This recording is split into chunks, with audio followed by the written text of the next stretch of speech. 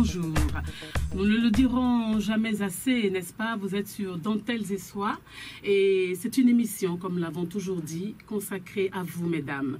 Mais nous ne vous entendons pas souvent, c'est beaucoup plus les hommes qui prennent les choses en main. Donc, sachez que cette émission est pour vous. Elle vous est consacrée, elle a été conçue à votre attention. Alors, appelez, partagez avec nous vos expériences, partagez avec les autres femmes vos expériences afin que nous puissions nous édifier sur la vie de chacune et voir comment éventuellement améliorer le quotidien de toute une chacune. Eh bien, l'édition passée, dans l'émission Dentelles et Soie du dimanche 25, nous avons reçu Madame Yvette Anirouvi Padonou, épouse Seke Sira. Elle est comptable de formation, comptable gestionnaire, directrice exécutive de l'ONG Love Power et animatrice de l'émission Unis pour toujours sur notre chaîne nationale, l'ORTB. Eh bien, avec elle, nous avons abordé le thème de la femme et de la spiritualité. Et donc, suite à ces interventions et suite au débat que nous avons eu sur le plateau ici même, nous avons pu retenir que Dieu est le seul créateur, il est le seul à pouvoir donner vie. Mais ce pouvoir, il l'a légué à la femme qui devient donc mère de l'humanité et qui a donc ce pouvoir spirituel dont elle-même ne maîtrise pas les différents contours. Elle n'en est pas suffisamment consciente. Nous avons pu retenir également que la spiritualité n'est pas juste une pratique, mais un état d'être, n'est-ce pas? Et sachant aussi que contrairement à la religion qui est en fait un ensemble de pratiques que nous avons acquis, la spiritualité est innée. Elle est cette voie que nous avons décidé de prendre pour suivre notre Dieu. Elle est cette voie qui nous parle de l'intérieur, n'est-ce pas? Et sachons également que si aujourd'hui les familles sont en éclatement, c'est bien parce que la femme ne maîtrise pas suffisamment sa spiritualité. Elle ne maîtrise pas suffisamment ce pouvoir qui lui est donné d'être celle-là qui doit réunir, qui doit rassembler, qui doit diffuser de l'amour, de la lumière, n'est-ce pas? Donc, retenons tout ceci quant au thème femme et spiritualité, et c'était avec Madame Yvette Padonou. Pour l'édition de ce jour, nous devions recevoir une dame, pas des moindres non plus, du monde des médias, et qui exerce sur l'une des radios de la place en tant qu'animatrice GON, et qui répond au nom de Madame Marie Araba, mais malheureusement, ses prérogatives, sa disponibilité n'a pas pu être effective et à la dernière minute, elle a dû décliner notre invitation. Mais ce serait certainement pour la prochaine fois. Alors, chères dames, chers messieurs, sachez que Dentelles et Soie, c'est votre émission. Appelez. Vous connaissez déjà les numéros auxquels vous pouvez intervenir, qui sont donc le 65 00 27 27, le 65 00 24 24, 65 00 28 28 par WhatsApp et par intervention directe, vous pouvez appeler au 65 00 24 24 également, au 21 33 84 19. Alors, très cher, quand vous intervenez, essayez d'être le plus bref possible. Nous vous donnons jusqu'à 1 minute maximum pour vos interventions. Essayez de nous dire le principal, l'essentiel dans cette tranche-là, parce que beaucoup d'entre vous essayent de nous joindre, beaucoup essayent d'obtenir la ligne, beaucoup essayent d'appeler, mais en vain, tout simplement parce que, bon, ceux qui interviennent prennent trop longuement la parole, ce qui ne nous permet pas d'enrichir au maximum les thèmes que nous abordons. Alors, de grâce, essayez de nous dire le maximum en peu de temps afin que tout le monde puisse participer. Sonia, bonjour. Bonjour Rafa, mesdames, messieurs, bonjour, auditeurs, auditrices de la 88.6, bien bonjour à vous. C'est avec la zen attitude qu'on se retrouve ce dimanche, un dimanche pas comme les autres, parce que c'est le premier dimanche du deuxième mois de l'année 2015, et ça, vous le savez, nous sommes dans le mois de l'amour, et la femme portant le monde sur ses épaules, nous allons communiquer notre amour, nous allons communiquer cet amour que nous avons en nous, autour de nous, au sein de notre couple, au sein de notre société, au sein de notre famille, un peu partout, nous allons partager cet amour-là parce que l'amour avec grand A, bien sûr, et la femme, F-E-2-M-E, femme, peu importe ton rang social, peu importe où tu es en ce moment, merci de faire juste le geste qu'il faut. Et le geste qu'il faut, c'est quoi? C'est écouter cette émission. Nous avons 1h30 de parcours, 1h30 pour s'écouter, 1h30 pour s'éduquer, 1h30 pour échanger. Et aussi, vous avez la possibilité, comme le disait Rafa, d'appeler, de pianoter les numéros qui vous ont été donnés tout à l'heure. Et c'est très simple, autant vous participez. Et vous savez, notre slogan sur cette émission, qui mieux que la femme peut parler de la femme? Mais depuis un certain temps, il n'y a que des hommes qui interviennent sur cette émission, beaucoup plus pour partager des expériences, beaucoup plus pour appuyer, beaucoup plus pour dénoncer aussi le rôle de spectatrice que jouent beaucoup de femmes à travers cette émission. Alors aujourd'hui, étant le premier jour de ce grand mois de l'amour, nous allons appeler, nous allons discuter, nous allons rigoler.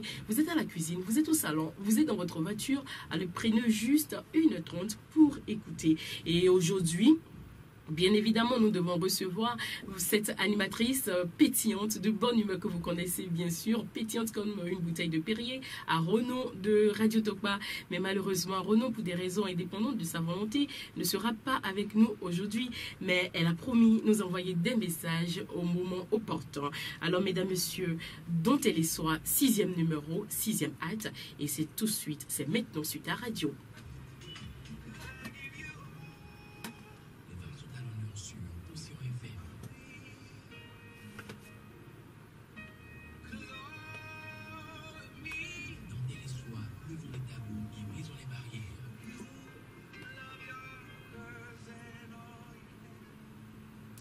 Eh bien, nous l'avons dit, le thème de ce jour, c'est bien le rôle de la femme au foyer.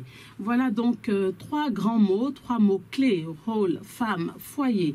Et nous l'avons dit également dans notre introduction de tout à l'heure, la femme, c'est l'humanité tout entière. C'est sur elle que repose toute l'humanité. C'est sur elle que repose l'équilibre de ce monde. Alors, si elle ne maîtrise pas suffisamment les tenants et aboutissants, si elle ne maîtrise pas suffisamment ce pouvoir que Dieu l'a choisi pour représenter, ce pouvoir qu'elle a entre ses mains et dont elle doit faire bon usage, eh bien, sachons-le, ce risque d'être la catastrophe.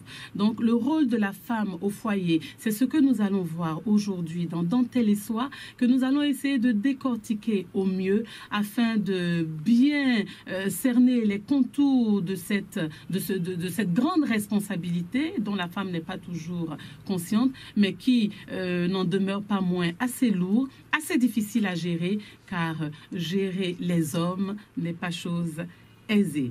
Le rôle de la femme au foyer, nous savons que la femme, n'est-ce pas, depuis la nuit des temps, dans tout le monde entier, que ce soit en passant par l'Occident, en revenant au continent africain, la femme demeure la femme et son rôle demeure le rôle qu'elle a toujours connu depuis nos moments, depuis nos grands-moments, en passant par nous-mêmes. Le rôle n'a pas tellement changé. Mais nous pouvons retenir quand même que ce rôle a connu une évolution à travers le temps, de la femme qui est restée longtemps soumise dans son foyer à la femme contestataire qui, à un moment donné, s'est rendue compte quand même de l'importance qu'elle revêt dans le monde, dans le foyer, dans ce microcosme dans lequel elle doit pouvoir se développer, s'épanouir, et en finissant par cette femme émancipée que nous connaissons aujourd'hui, eh bien, ces grands rôles sont calqués, n'est-ce pas, depuis nos grands moments, en passant par nos moments, et nous-mêmes, nous pouvons retrouver, retracer cette évolution de la femme qui a connu pas mal de remous et qui a connu également une grande révolution avant d'en arriver là où nous sommes. Alors, la femme au foyer, qu'est-ce que nous envisageons dedans? Qu'est-ce que nous voulons apprécier dans ce thème? Eh bien, c'est ce que nous allons pouvoir voir pendant 1h30 de temps. Surtout, mesdames, intervenez. Vous êtes concernées, n'est-ce pas? Nous sommes toutes concernées, et notamment par ce thème que nous vivons au quotidien, que nous vivons chaque jour et qui devient finalement chose banale pour nous, n'est-ce pas, Sonia? Le rôle de la femme au sein de son foyer, le rôle de la femme au sein de son foyer, vous le savez, nous le savons. Le jour où vous regardez votre homme, et que ce soit par les liens sacrés du mariage, où on dit « je m'engage », non seulement le « je m'engage » est une phrase tellement forte et puissante. On s'engage sur beaucoup de plans. On s'engage à être une bonne épouse. On s'engage à être une bonne mère. On s'engage à être une bonne ménagère. On s'engage à être une bonne amie pour son mari, pour ses enfants. Et on s'engage à assurer l'équilibre de notre foyer. Le rôle de la femme au sein de son foyer. On ne dit pas le rôle de la femme au foyer, mais la femme au sein de son foyer. Vous êtes professionnel. À un moment donné, peu importe, ça c'est très important. Quand on est femme, à un moment de sa vie, quand on se met dans une vie à deux, vous avez la responsabilité totale de l'équilibre de votre couple, en fait, de votre maison, de l'éducation de vos enfants. Alors, le rôle de la femme au sein de son foyer, depuis la nuit des temps, c'est vrai qu'aujourd'hui, on est en 2014, on a transité vers 2015, beaucoup de choses ont changé. La femme d'antan et la femme d'aujourd'hui, beaucoup de choses ont changé. Il y a un mot qui énerve, qui donne le ticket aux hommes, c'est bien sûr le mot émancipation. Déjà, en partant du rôle de la femme au foyer, la femme est la reine du foyer. Elle joue triple rôle d'épouse, mère et de ménagère. Alors déjà, en partant du premier rôle, qui est le rôle de l'épouse, vous avez un grand rôle à jouer avec votre mari, mesdames. Vous devez faire en sorte que le dîner soit prêt tout le temps. Ça, vous le savez. C'est les petits trucs, c'est la petite attention, c'est les petits mots d'amour, c'est le petit mot pour lui remonter le moral. Et bien sûr, mis à part ça, l'autre rôle, c'est celui d'éduquer nos enfants. Nous sommes la première éducatrice de nos enfants. Et beaucoup de femmes passent à côté. L'autre rôle, c'est le rôle, celui de la ménagère. Nous passons aussi à côté de ce rôle-là. Et des fois, on n'arrive pas à jouer les trois rôles et on passe totalement à côté. On est à côté de la plaque et parce qu'on est mère, on ne remplit pas celui d'épouse. Parce qu'on est acculé par les tâches ménagères, on ne remplit pas celui d'épouse et de la mère qui éduque ses enfants. Alors nous allons évoluer tout simplement sur ce sujet. 20 minutes après l'échange plateau, l'échange studio, vous aurez libre antenne et juste après, vous avez la possibilité d'appeler les numéros que vous connaissez. Vous allez bien noter ces numéros. Vous allez appeler ces numéros, partager vos expériences avec nous. Et messieurs, puisque c'est vous qui faites l'émission depuis un certain temps, allez-y pour vos coups de gueule. Parlez-nous de votre femme. Parlez-nous de ce que vous remarquez au sein de votre couple et à côté avec des amis et un peu partout nous allons en parler et forcément que nous allons aider quelqu'un qui nous suit en ce moment. Et oui, Sonia, on l'a dit, on le dira jamais suffisamment. Hein, la femme a toujours été celle-là qui a été à la limite, à la fois reléguée au premier plan, mais en même temps au dernier plan. Parce que entre-temps, les femmes ont été soumises à une condition d'infériorité, n'est-ce pas? C'était ces femmes-là qui devaient être soumises à leur mari, qui devaient attendre impatiemment que leur mari revienne à la maison, étant donné qu'elles n'avaient aucune fonction en ce moment-là. Elles devaient attendre leur mari tranquillement à la maison, veiller à ce que le repas soit prêt à l'heure, veiller à ce que le linge soit propre, que la vaisselle soit faite, que la lessive soit faite, et surtout, aucune conversation dans laquelle elle doit pouvoir prendre le dessus, parce que généralement, c'est ce que l'homme dit qui doit passer, et c'est ce que l'homme dit qui est le plus important par rapport à ce que elle aura à dire. Et longtemps également, ces femmes ont été considérées comme des pondeuses au foyer. Leur rôle se limitait à enfanter, faire des enfants, ce qui n'était pas toujours bien accueilli, quand bien même la femme savait qu'elle devait avoir des enfants, c'était pas forcément des grossesses désirées, puisque cette situation, cet état d'être lui était imposé. Donc, elle faisait les enfants juste pour en avoir, sans aucune conviction, sans forcément un désir particulier. Et pendant longtemps, la femme a été calquée dans ce rôle. Mais bien plus tard, cette femme épouse et mère, et à la fois ménagère du foyer, a compris qu'elle avait quand même des droits, qu'elle a également le droit de vivre, le droit de s'épanouir, le droit de se manifester, le droit de s'exprimer.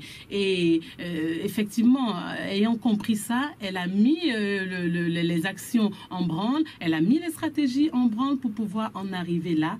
Et petit à petit, nous sommes arriver à la femme d'aujourd'hui qui est une femme émancipée, une femme intellectuelle, qui comprend que son rôle n'est pas seulement de rester à la maison, s'occuper du mari, des enfants, de la popote, etc., mais également pouvoir travailler, pouvoir s'épanouir, surtout dès lors qu'elle a compris que ce rôle devait pouvoir apporter un plus dans la famille et lui donner son indépendance financière. Ce qui a été très appréciable également, vu que avec cette révolution, quand même, les choses ont évolué. Appréciable, mais pas à tous les niveaux.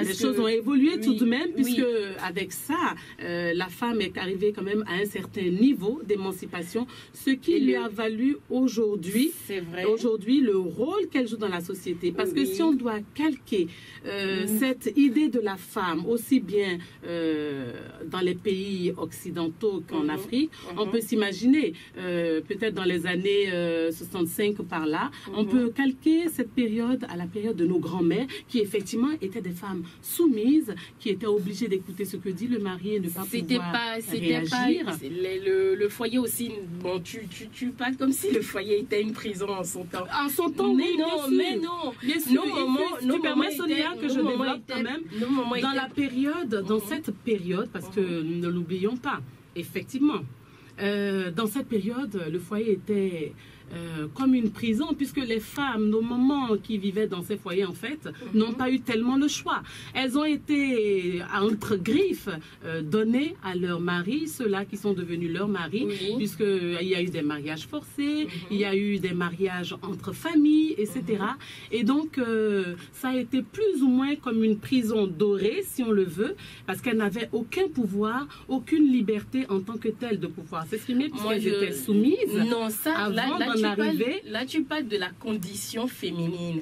Là, on parle clairement du rôle de la femme au sein de son foyer. Ce rôle ne peut pas changer. Oui, non, ce rôle a connu une évolution. Parce qu'avant de parler de rôle... J'accepte qu'il y ait des mutations aujourd'hui. Avant de parler de rôle, il faut parler d'abord de la condition de la femme dans son foyer. La femme au foyer ne reste inchangé. C'est-à-dire, déjà être épouse, déjà être mère, déjà être ménagère. Qu'est-ce qu'on remarque aujourd'hui ?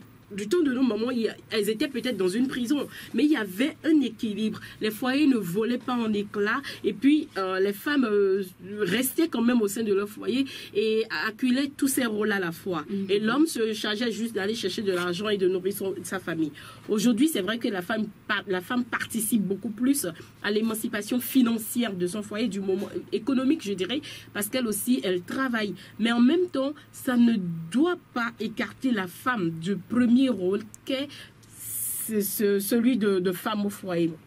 Aujourd'hui, beaucoup de femmes, parce que oui, je travaille, oui, non, elles ont et tout, elles vont au travail, elles rentrent très tard. De parler fond sur le non, plateau, on ne peut pas éviter de parler fond. Non, arrête ça, on ne peut pas éviter de parler fond. C'est une émission de femmes. Il y a beaucoup de femmes qui nous écoutent, qui ne s'expriment pas en français et qui aimeraient quand même peut-être parler, appeler et intervenir. On ne peut pas que parler français. Mais on ne peut pas parler fond. Et je ne parle pas fond non plus. Depuis que je parlais français, c'est pas parce que j'ai dit une seule phrase que je parle fond. Il y a des ça arrive souvent, mais bon, parce que si on doit commencer à parler toutes les langues, parce que peut-être je veux me rapprocher de Nicolas Donné. Je suis obligée de me joindre les deux. Je ne parle pas fond, je suis pas. Bon, allons-y pour le rôle de la femme au foyer. Alors juste, tu me permets, je m'exprime comme je veux et comme je peux. Faites en sorte déjà le fait de faire le dîner pour son mari. Aujourd'hui, le dîner n'est jamais prêt. En plus, parce qu'on est très évolué, il y a la domestique qui nous aide à la maison et tout est resté sur les épaules de la domestique. C'est la domestique qui donne à manger aux enfants. C'est la domestique qui envoie les enfants à l'école. Des fois même, c'est la domestique qui aide les enfants à faire les travaux de l'école.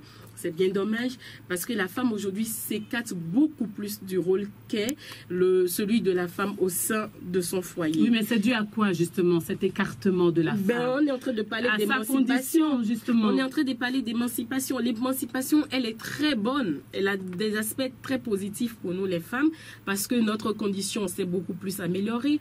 Mais en même temps, oui, je suis une femme émancipée.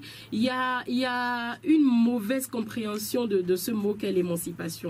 oui, je suis émancipée, je porte pantalon, tu portes pantalon, et oui, c'est bien, c'est pour notre bien-être, c'est pour notre épanouissement. Mais quand on accueille son mari les soirs avec des plaintes, avec des problèmes, quand le dîner n'est jamais prêt, quand vous-même déjà, pour votre rôle de femme au lit, on estime que, ben oui, aujourd'hui, écoute, je suis fatiguée, le travail et tout, on ne remplit pas pleinement ce rôle-là. Du côté de l'éducation des enfants, on est absente. Du côté oui, mais tout ça, c'est dû à quoi, Sonia? Ça revient à ce qu'on disait tout à l'heure. Je te dis qu'on est rentré à cette émancipation que la femme a connue à une certaine période de sa vie. Et cette émancipation, on parle d'émancipation à partir de quel moment? C'est à partir quoi? De la période de nos moments, en passant par nous. Mais du temps de nos grands-mamans et autres, il y avait même pas, il y avait pas mal d'hommes. C'est-à-dire, elles étaient au foyer, elles étaient soumises, elles savaient quels sont leurs rôles, quelles sont leurs tâches au quotidien, et c'était décrit comme par A plus B. Aujourd'hui, la femme émancipée, elle travaille. On a parlé de la femme en tant qu'épouse, en tant que mère, en tant que ménagère. Alors, cette femme qui est professionnelle, qui est au boulot peut-être de 8h à 19h, qui est obligée de déposer son enfant à la garderie, à la crèche, pour pouvoir quand même répondre à ses prérogatives professionnelles, mais quel temps elle a quand elle revient le soir, fatiguée comme son homme d'ailleurs, pour satisfaire son mari, qui vient du boulot aussi, fatigué. Eh bien, voyons, il est difficile que ce rôle d'entretemps puisse être calqué au rôle de la femme aujourd'hui, parce que les conditions ne sont pas forcément les mêmes. Il faudra qu'on s'organise. C'est vrai que c'est pas impossible, mais juste trouver une manière de s'organiser pour que la famille redevienne comme elle était. Aujourd'hui, comme conséquence, la famille semble avoir perdu son caractère traditionnel, ou du moins radicalement, quoi. Tout a changé. C'est comme je te dis, c'est vrai qu'aujourd'hui, je dois me lever tôt, je dois aller travailler, je reviens gérer les enfants d'abord, d'ailleurs. On gère même plus les enfants, parce que le matin, on se réveille tôt. Des fois, on est parti même avant que les enfants ne se réveillent. Donc, il y a la domestique qui s'en cherche. Et puis, après, on ne rentre jamais à midi. Des fois, on rentre jamais à midi. Donc, soit on paie la cantine, soit il y a la nounou qui joue toujours le rôle d'aller chercher les enfants et de les nourrir à midi. Le soir, on rentre jamais à 17h. D'abord, le système actuel, le système de travail aujourd'hui va jusqu'à 19h. Donc, on rentre. Et encore, c'est quand on n'est pas un poste de responsabilité. Dans certaines sociétés, même quand ils sont 19h, tu ne peux pas rentrer. Tu rentres après que le DG soit rentré. Donc, tu rentres des fois à 20h. Moi, je travaillais quelque part, je rentrais à 22h. Des fois, même à 23h. Donc, du coup, je rentre quand mon enfant dort déjà. Je prends juste le soin de demander, est-ce qu'il a mangé? Bon, on ne peut que te dire oui. Ou alors, on gère par téléphone. Voilà, on appelle. Quand on doit manger, on se rappelle que bon, il faut savoir si l'enfant a mangé aussi. Ou bien pour communiquer avec l'enfant, on appelle parce qu'il y a le téléphone. Écoute, ça va? Oui, oui. Du coup, quand on te dit, est-ce que tu as pris les nouvelles de ton enfant aujourd'hui? On dit oui, je l'ai appelé, j'ai pris les nouvelles par téléphone. Donc, même la chaleur mère-enfant est en train de disparaître un peu. C'est devenu plus robot. On est rentré dans un système de blanc, si on peut dire. Ben, c'est dommage. Mais il y a des femmes que ce n'est pas tributaire de la femme. Hein. Tout ce qui arrive là, c'est pas forcément parce que la femme l'a souhaité. La femme a perdu son rôle au sein de son foyer aujourd'hui. Oui, dès lors qu'elle a souhaité également s'épanouir. Parce qu'il faut comprendre quand même la problématique. Hein. C'est-à-dire, le problème, c'est quoi? La femme a connu un rôle à un moment donné où elle était soumise, elle était dévouée à son mari, et en fait, elle était comme un objet dans le foyer où il fallait s'occuper du mari. Que ça n'a pas changé. Il fallait s'occuper des enfants, il fallait ci, il fallait ça. Ça a été juste modernisé, ça n'a pas changé. Mais dès lors, ça a changé quelque peu. Et dès lors que cette femme a pris conscience quand même de son état d'être en tant que femme, qui a besoin aussi de vivre, de s'épanouir, de s'exprimer, et qu'elle a compris que c'est en prenant les choses entre les mains. Alors, autant être célibataire. Oui, mais attends, qu'est-ce qu'on en a? On en arrive à quoi? On en arrive à des divorces. Mais c'est la conséquence directe. Et aujourd'hui, il y a beaucoup de femmes, mères, célibataires, qui s'assument. En fait, on croit que c'est une mode. Je suis mère célibataire. Non, enfin, moi, je suis pas trop d'accord. C'est-à-dire, oui, cette condition des femmes, Justement, notre émancipation, notre soif, encore que c'est notre droit légitime. Tout à fait. Ok, ce droit, on nous l'a accordé, mais conclusion, vous voulez en jouer, tenez, même pas accordé, on l'a arraché. Du coup, on n'arrive plus à assumer parce que je ne peux plus assumer mon rôle de femme au foyer. À un moment donné, le mari ne supporte pas parce qu'il rentre, sa femme n'est jamais à la maison. Oui, il sait où elle est. En tout cas, elle n'est pas là au moment où il le souhaite. Voilà. Du coup, les problèmes commencent et puis ça vole en éclats, on se sépare et on gère les enfants. Aujourd'hui, oui, je suis une femme professionnelle très épanouie, mais célibataire. Je viens de me divorcer. Non, mon mari et moi, ça ne va plus. C'est toujours ce qu'on entend aujourd'hui.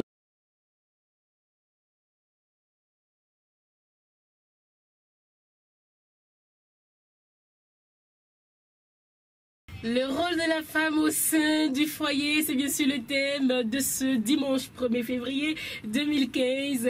Et bien sûr, nous en parlons, nous allons en parler. Et avec vous, bien évidemment, de la femme au foyer. C'est un sujet assez dense, hein, si on doit, si on doit réellement le décortiquer. Voilà. Mais sachons que il faut faire la part des choses. L'homme a créé la femme, il a créé l'homme, Sonia. Arrête de parler français. Quel est le rôle? Oui, on va y arriver. Non, là où je veux en venir, Sonia. Tu sais qu'on ne prépare plus aujourd'hui. Nous, les femmes, là. Une fois peut-être en 2 jours. Ou bien une fois, c'est-à-dire. Non, si tu dis ça, certaines femmes ne seront pas d'accord avec toi. Mais oui, c'est parce qu'on se comprend, on sait de quoi on est en train de parler. Mais là où je voulais mettre l'accent, en fait, c'est que, ça dit à la base, à l'origine même, Dieu a déjà délimité les choses. Il a déjà organisé les choses. Quand on prend ne serait-ce que l'anatomie de la femme et de l'homme, quand on voit l'architecture de la femme et de l'homme, on voit qu'ils sont complémentaires. Le sexe de la femme, en fonction du sexe de l'homme, c'est un complément. Alors, partant de là, déjà, il n'y a même plus match, il n'y a même plus à discuter. Ce qui est à retenir, c'est pas de se dire la femme est supérieure à l'homme, l'homme est supérieur à la femme. C'est de se dire simplement que ces deux êtres-là sont complémentaires et que chacun a son rôle à jouer. Et j'ai envie d'ajouter que aujourd'hui, c'est vrai que le rôle de la femme a beaucoup changé, beaucoup évolué. Il faudrait que les hommes aussi comprennent qu'il faut aider les femmes dans le foyer. Tout à fait. Vous devez aider. Parce qu'il est écrit où que c'est la femme qui doit forcément préparer, qui doit faire le ménage. Venez ici, là. En fait, ça quand un homme commence pas à faire ça, genre sa femme est débordée, il lave la vaisselle et c'est Gbotemi. C'est fini. Ouais, c'est ça aussi. Parce que la société joue beaucoup aussi. Je te dis, quand c'est un homme qui lave les enfants, non mais... Et sa femme fait quoi? Sa femme fait quoi? Et c'est les enfants qui vont laver la femme qui va laver les enfants. Il y a des hommes, moi j'ai vu un homme dire à sa femme, oh repose-toi, tu dois être fatigué. Et qu'est-ce qu'il fait? Il lave les enfants. Il dit non, va t'asseoir devant la télé, suis un bon film. Du coup, lui, il lave ses enfants, il lave la vaisselle et il essaie de fabriquer une nourriture, même si c'est sans goût. Il a fait... Et ça fait toujours plaisir. Si quelqu'un de dehors passe par là et voit que madame est devant la télé en train de regarder la télé, et le mari est en train de laver les enfants et de faire tout, ils vont dire que c'est Gbotemi ou bien tout ça. Oh, c'est une compréhension. On va dire le mari ne s'appartient plus dans la maison. Voilà, c'est une compréhension entre le couple. Et c'est là on va demander aux femmes aussi de communiquer, discuter avec votre mari. Qu'est-ce que ça vous coûte la nuit? Avant là, tout après là, ah chérie, pardon, tu sais, je suis un peu fatiguée ces temps-ci, j'aimerais que tu m'aides à laver les enfants les matins. Moi, je vais déposer les enfants. Discuter. Tu sais, Sonia, tout ça là, c'est utopique. Hein? On connaît nos hommes en Afrique. Non, les hommes sont tellement orgueilleux, tellement fiers d'eux-mêmes, et puis avec le rang qu'occupe la femme dans nos sociétés africaines, tu as beau discuter de tout, ça dit c'est carré, c'est formaté dans leur tête. Je sors avec un gars depuis que j'ai eu mon bac, bientôt notre relation fera 5 ans, on s'aime très bien, moi je suis âgée de 26 ans et mon homme 25 ans, je suis pressée de faire un enfant mais mon homme n'est pas prêt financièrement et il refuse et je le comprends aussi. Maintenant il doit voyager pour ses études et je sais pas s'il faut attendre, j'ai peur de la ménopause, de le perdre, même si je reconnais que c'est une chance que pour notre relation. Conseillez-moi. Eh bien, vous savez, un enfant ne consolide pas un couple. Hein. Vous pouvez beau le forcer à faire un enfant et puis votre relation ne va pas continuer. Il faut juste discuter, essayer d'appeler quelqu'un qui est proche de votre couple, une personne âgée, pour discuter de ça avec lui. Un autre message, bonjour le plateau, la femme a perdu sa valeur aujourd'hui. Plusieurs ne savent plus faire la cuisine, d'autres amènent les casseroles aux bonnes dames au marché qui leur préparent la sauce. On va faire avec cela. Pierre de Porte-Nouveau. Je crois qu'une femme qui emmène la mamite à Dantokwa pour qu'on lui prépare à manger, je crois qu'elle est en train d'apprendre, ou bien, Rafa? Tout à fait. Peut-être qu'elle n'a pas de parents proches à Cotonou. Donc, donc il y a un réseau de dames à Dantokwa qui prépare aux gens. Tu crois? C'est ce que... Non, mais non. Lui il dit qu'il y a des femmes qui emmènent les casseroles chez des dames d'Antokwa et elle leur prépare à manger. Puis elle emmène au fond. Elle emmène au sein de son foyer. Oui, il y a un réseau au marché Saint-Michel. Donc, en fait, c'est vrai que ça fait rire, mais en même temps, ça donne la chair de poule. Donc il y a des femmes. Ses ustensiles, elle va au marché pour qu'on lui fasse la En fait, je crois que c'est des dames. Elle ramène à la maison. Elle dépose le matin et elle donne le menu peut-être. Donc le soir qu'elle quitte le boulot, elle s'arrête pour prendre les mamites dans la voiture avec la nourriture. Donc tu sais qu'il y a des hommes qui mangent la nourriture des dames de Saint-Michel, donc sans savoir depuis des années. Tu rentres le soir à la maison, tu as trouvé à manger, ta femme a bien préparé. C'est service après-vente.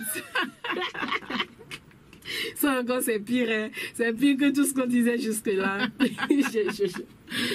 Un instant, j'ai cru qu'elles allaient en fait apprendre à cuisiner chez les bonnes dames de Dantokwa. Mais en fait, c'est vraiment... Tu sais qu'il y a des dames aussi, il y a des dames, elles donnent l'argent aux voisines.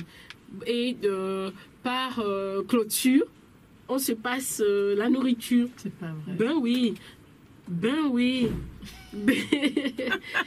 C'est pas une honte de ne pas savoir préparer. De toute façon, on va en faire un sujet.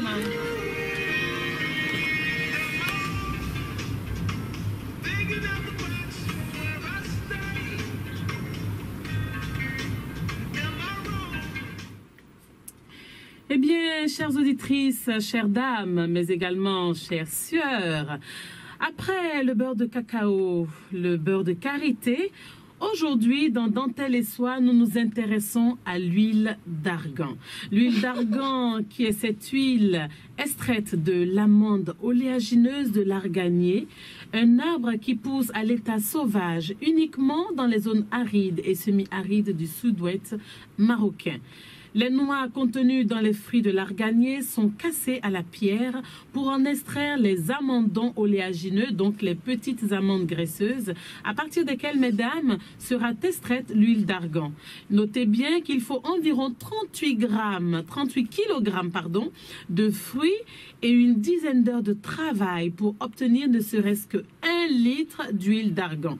Afin que l'huile d'argan conserve ses vertus et ses principes actifs, l'acide gras et la vitamine E, son extraction doit être effectuée au moyen de presse mécanique à faible rotation afin que la température n'excède pas 60 degrés Celsius. Retenons également que l'huile d'argan est à la fois une huile cosmétique mais également culinaire. Conformément à la tradition berbère donc marocaine, cette huile est consommée nature avec du pain, mais entre également dans la composition des assaisonnements et dans la préparation des mets de choix tels que des salades, des tagines, du couscous, tomates et poivrons grillés. L'huile d'argan cosmétique, contrairement à celle culinaire, est pratiquement inodore et claire. Et sachons qu'une odeur forte est signe d'oxydation qui peut donc provenir d'une mauvaise méthode de fabrication ou de conservation.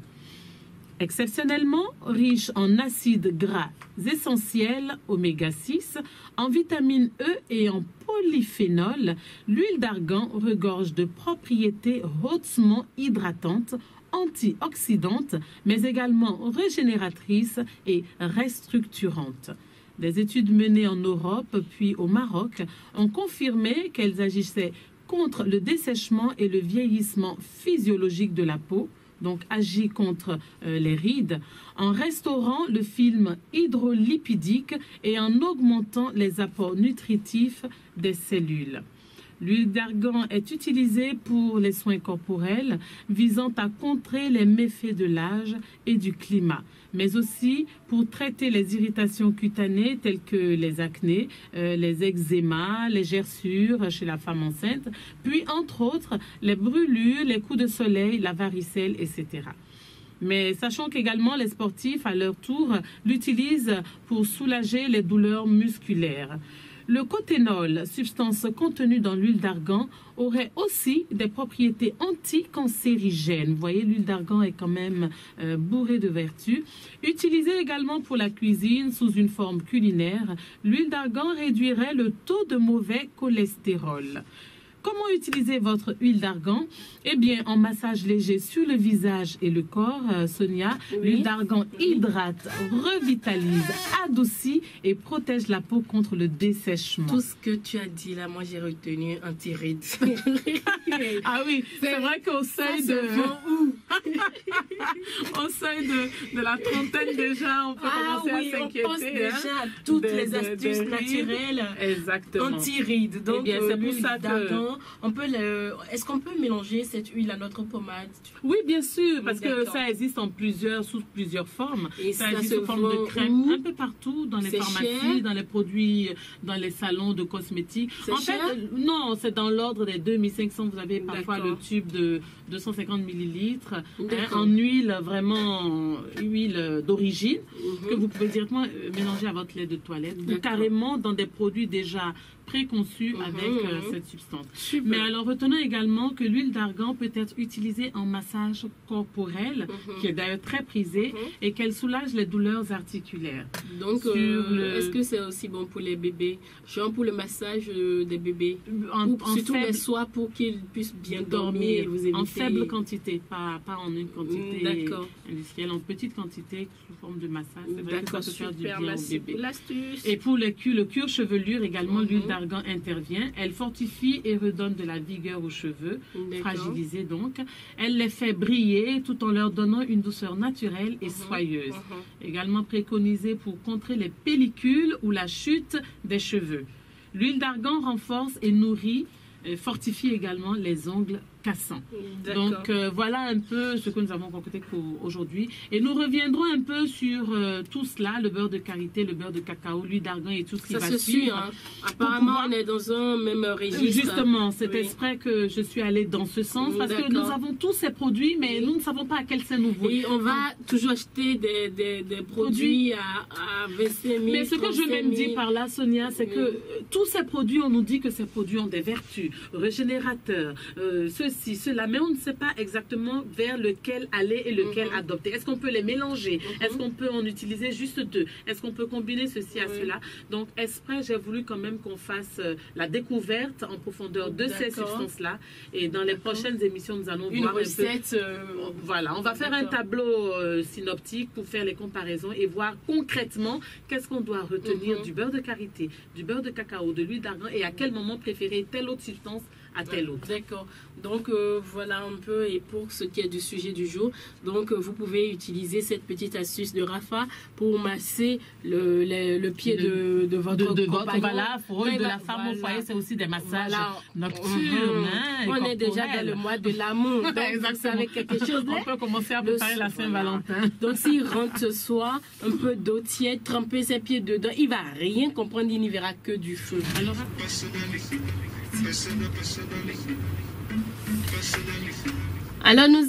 Alors nous allons y aller très très vite. Le Bénin vient d'être honoré à travers deux de ses dignes filles. Rekia Madougou, ancien ministre de la microfinance, de l'emploi des jeunes et des femmes, et Angélique Kidjo, artiste musicienne internationale. Donc pour cette année 2015, le Bénin est honoré parce que la rubrique Femmes de pouvoir est réservée à toutes ces femmes battantes, à toutes ces femmes vraiment qui arrivent à s'imposer d'une manière ou d'une autre, peu importe le registre dans lequel elles évoluent. Donc sur les 100 femmes retenues, les 100 femmes les plus puissantes, il y a Angélique Kidjo, il y a Rekia Madougou. Puissante financièrement, puissante intellectuellement, puissante en général. Généralement. Après, apparemment, il y a des critères bien définis. Et du coup, c'est les deux femmes du Bénin qui ont été retenues. Voilà. Moi, je m'attendais à voir Élise Bédo, mais bon, pourquoi non? Écoute, c'est pas notre critère au Bénin n'est pas forcément c'est Forbes qui a organisé ça. Donc du coup, on peut pas parler de triche, on peut pas parler de trucs là. Donc on sait déjà que la première femme africaine puissante, c'est la femme la plus riche du monde d'ailleurs, la Nigériane. On avait parlé d'elle. Aujourd'hui, on parle de Rekia Amadougou et Angélique Kidjo juste pour passer l'information. On va en revenir dans l'émission du dimanche prochain parce que le temps nous faisant défaut.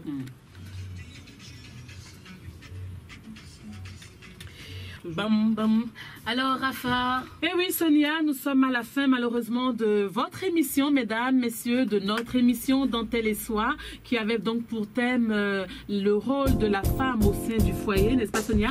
Ils ont été nombreux, nos hommes, à intervenir comme d'habitude, hein, nos chers animateurs de Dentelle et Soie, mais également, on a eu le plaisir de recevoir certaines dames qui nous ont fait le plaisir de partager avec nous leurs opinions et leur avis sur le sujet. Merci à vous. Et donc, nous sommes à la fin. Nous pouvons retenir que le rôle de la femme au foyer n'est pas de jouer la lionne, n'est-ce pas, au sein du couple, mais d'être la plus belle, la plus tendre, la plus douce, la plus amoureuse, la plus, mais surtout de jouer le rôle de conseillère, d'être cette deuxième moitié aux côtés de son homme au moment où il faillit, qu'elle soit là pour le rattraper, qu'elle soit là pour le rassurer. Vous savez, madame, nous avons déjà le pouvoir. Alors, on n'a pas besoin d'en rajouter, on n'a pas besoin d'en faire de trop. Sachant seulement que nous devons être l'équilibre de nos hommes au sein du couple, en dehors du couple, et c'est seulement comme ça que l'amour peut éclore, que l'amour peut se développer, parce que l'amour a besoin également de se développer chaque jour un peu plus. Et moi je dirais l'amour est une petite plante qu'il faut arroser et c'est pas que de l'eau. L'amour ne grandit pas avec de l'eau, mais c'est comme Rafa le dit, d'amour, d'attention et beaucoup plus jouer vos rôles. La femme au foyer, vous avez 3 rôles, celui d'épouse, soyez attentive avec votre mari, celui d'éducatrice, éduquez vos enfants, donnez de bonnes éducations à vos enfants et que demain on ne vous reproche pas que tel enfant s'est écarté du droit chemin, c'est à cause de sa maman, c'est à cause du comportement de sa maman. Quand c'est toujours mauvais, voilà, c'est la maman. Hein. Et quand c'est bon, c'est le papa. Donc nous avons la responsabilité de bien assumer ce rôle qu'est évidemment le nôtre. Le dernier rôle, évidemment, c'est celui de la ménagère. Gardons bien notre maison. Une maison propre attire des vibrations positives. Il n'y aura jamais de dispute dans votre couple. Donc soyez une bonne ménagère, une bonne cuisinière. On se retrouve le dimanche prochain. C'était Sonia, c'était Rafa.